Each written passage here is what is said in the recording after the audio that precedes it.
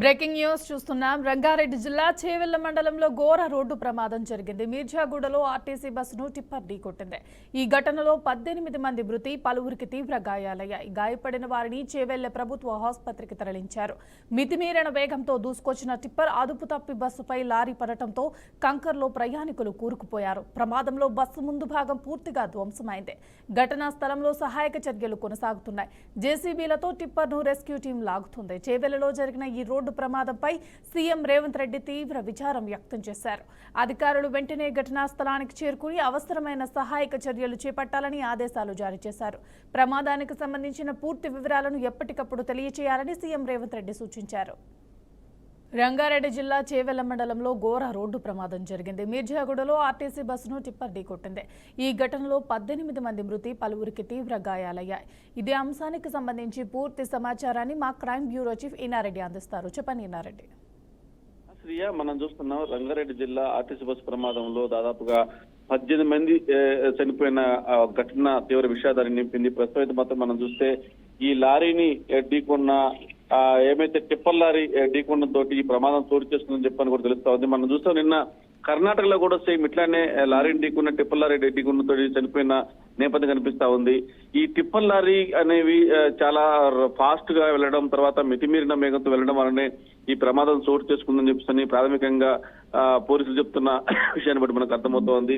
దాదాపుగా 18 మంది అక్కడికక్కడే మృతి చెందారు. దాదాపుగా 20 మంది తీవ్రంగా గాయపడ్డారని తెలిసింది. వెంటనే స్పందించిన ప్రభుత్వం రేవంత్ రెడ్డి కూడా ఇమీడియట్ గా అధికారులు వెళ్లి సహాయ చర్యలు చేపట్టాలని చెప్పని కూడా ఇప్పటికే ఆదేశాలు కూడా జారీ చేసినట్టు తెలుస్తోంది. మొత్తం మీద ఇలాంటి ఘటనలు రిపీట్ గా జరగటం, మొన్న బస్సు తగలబెట్టిన తర్వాత మరో 2 ఘటనలు కూడా జరగటం, ఇప్పుడు మళ్ళీ టిప్పర్ లారీ ఢీకొని 20 మంది దాకా 18 మంది దాకా చనిపోవటం, 20 మంది దాకా తీవ్రంగా గాయపడటం అనేది మాత్రం నిజంగా రోడ్డు ప్రమాదాలు ఎంత తీవ్ర స్థాయిలో ఉన్నాయి అంటే నిర్లక్ష్యం. ప్రధానం మనం చూస్తే ఇది మితిమీరిన వేగంతో జరిగిన నిర్లక్ష్యం కారణంగానే ఇంత భారీ ప్రమాదం జరిగిందని ప్రాథమికంగా ఆ పోలీసులు ఒక నిర్ధారణకు వచ్చారు. ప్రస్తుతం అయితే మాత్రం సహాయ చర్యలు కొనసాగుతా ఉన్నాయి. 18 మంది చనిపోయారు. మిగతా 20 మందికి స్థానిక హాస్పిటల్లో ట్రీట్మెంట్ చేపిస్తున్నారు. ప్రభుత్వం కూడా స్పందించి ఇమ్మీడియట్ గా సహాయ చర్యలు చేయకుండా ఆదేశించినట్టుగా మనకు తెలుస్తా ఉంది. శ్రీయ, ఈ ప్రమాదానికి గల కారణం మితిమీరిన వేగమే అనుకోవచ్చా, లేదంటే ఎవరిదైనా నిర్లక్ష్యం అనుకోవచ్చా ఈనారెడ్డి?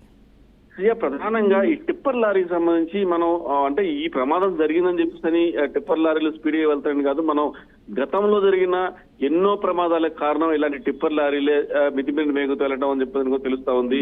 గతంలోనే ఇలాంటి ప్రమాదాలు చోటు చేసుకున్నప్పుడే ఈ స్పీడ్ లిమిట్ అనేది పెట్టాలి అని చెప్పేసి కూడా గతంలో నిర్ణయించారు. కానీ తర్వాత మళ్ళీ ఎప్పుడైనా మనం చూస్తా ఉన్నాం, ఎప్పుడైనా ఈ అధికారులు ఎప్పుడైనా సరే ఏదైనా ప్రమాదం జరిగినప్పుడు హడావడి చేయటం, ప్రమాదం మళ్ళీ ఆ 2 రోజులు పోయిన తర్వాత మళ్ళీ సైలెంట్ గా ఉండడం అనేది వీళ్ళకి అలవాటుగా మారిపోయింది. మళ్ళీ మరో ప్రమాదం చోటు చేస్తుంది కాబట్టి ఇప్పుడు మళ్ళీ హడావడిగా ఇప్పుడు చెకింగ్ చేయటం, తర్వాత టిప్పర్ లారీలు ఆపడం, లైసెన్స్ చెక్ చేయడం, మళ్ళీ ఒక ఏదో డ్రామా అనేది చేసే ప్రయత్నం అంతా కూడా ప్రస్తుతం మాత్రం ఇది ఈ ఘటనకు సంబంధించి మాత్రం ప్రధానంగా టిప్పర్ లారీ సంబంధించి ఏమైతే ఈ లారీ బస్సు ఢీకొన్న ప్రమాదం ఏమైతే ఉందో మొత్తంగా ఇది మితిమీరిన వేగంతో వెళ్లడం వల్లనే జరిగిన ప్రమాదం అని, ఇప్పటికైనా సరే ఇలా మితిమీరిన వేగంతో వెళ్తున్న డ్రైవర్ల మీద చలనాలు చేసి వదిలేయటమే కాకుండా ఈ స్పీడ్ లిమిట్ కూడా పెడితే ఖచ్చితంగా కొంత ప్రమాదం తగ్గే అవకాశం ఉందని కూడా స్థానికులు కోరుతా ఉన్నారు. శ్రీయ, ఇన్నారెడ్డి హాస్పిటల్లో చికిత్స పొందుతున్న వారి పరిస్థితి ఏ విధంగా ఉంది? అయితే ప్రస్తుతం అయితే మాత్రం ఎప్పుడైతే ప్రమాదం చోటు చేసుకుందో వెంటనే సీఎం రేవంత్ రెడ్డి కూడా ఇమీడియట్ గా స్పందించి అధికారులు ఇమీడియట్ గా సంఘటన స్థలానికి వెళ్లడమే కాకుండా ఎవరైతే 20 మంది తీవ్రంగా గాయపడ్డారో, ఎవరైతే ఈ ప్రమాదం చోటు చేసుకున్న వాళ్ళ వ్యక్తులు ఉన్నారో ఇమీడియట్ గా వాళ్ళని దగ్గరలో ఉన్న ప్రైవేట్ హాస్పిటల్కి కావచ్చు, తర్వాత గవర్నమెంట్ హాస్పిటల్ తరలించి హుటాహుటిన వాళ్ళ యొక్క బాగోగులు చూడాలి. వాళ్ళకి ఎలాంటి ఎంత ఖర్చు అయినా సరే ప్రభుత్వం భరిస్తుందని చెప్పి కూడా ఇప్పటికే ఒక ప్రకటన కూడా చేయడం జరిగింది. మొత్తం మీద 18 మంది స్పాట్ లో చనిపోయారు. మరొక 2 పరిస్థితి విషమంగా ఉందని చెప్పి తెలుస్తుంది. మరి చూడాలి. మరి ప్రస్తుతం అయితే మాత్రం అందరికీ ట్రీట్మెంట్ అయితే కొనసాగుతా ఉంది. ఇంత భారీ ప్రమాదానికి కారణమైన వ్యక్తులు మాత్రం ఏదో కేసులు పెట్టి వదిలేకుండా ఇలాంటి ప్రమాదాలు జరగకుండా ముందు చర్యలు తీసుకోవాల్సిన అవసరం ఉందని కూడా స్థానికులు ఆరోపిస్తా ఉన్నారు. ప్రియా, ఈ వరుస ప్రమాదాలకి ఇన్నారెడ్డి గల కారణం ప్రభుత్వ నిర్లక్ష్యం అనుకోవచ్చా, లేదంటే అసమర్థత అనుకోవచ్చా? అంటే ప్రభుత్వ నిర్లక్ష్యం అని చెప్పడానికి లేదు. ప్రధానంగా మనం చూస్తే ఇలాంటి ప్రమాదాలు జరిగినప్పుడు హడావడి చేస్తారు. మనం ప్రధానంగా చూస్తే ఇది ఒకవేళ ఇప్పుడు ఈ ప్రమాదం గురించి మనం మాట్లాడుకుంటే ఇది మితిమీరిన వేగంతో వెళ్తున్న కారణం అని చెప్పి అంటున్నప్పుడు మనం చూసే మన బస్ యాక్సిడెంట్ అప్పుడు కూడా ఈ ప్రైవేట్ బస్సులు అనేవి నగరంలో ఇష్టారాజ్యంగా వెళ్తా ఉంటాయి. అంటే చలనాలను మనం పరిశీలించాం. కొన్ని బస్సులకు సంబంధించిన చలన పరిశీలించినప్పుడు డేంజరస్ డ్రైవింగ్, మితిమీరిన వేగం అని చెప్పేసి అని కూడా వాళ్ళు చలానా వేసి వదిలేశారు.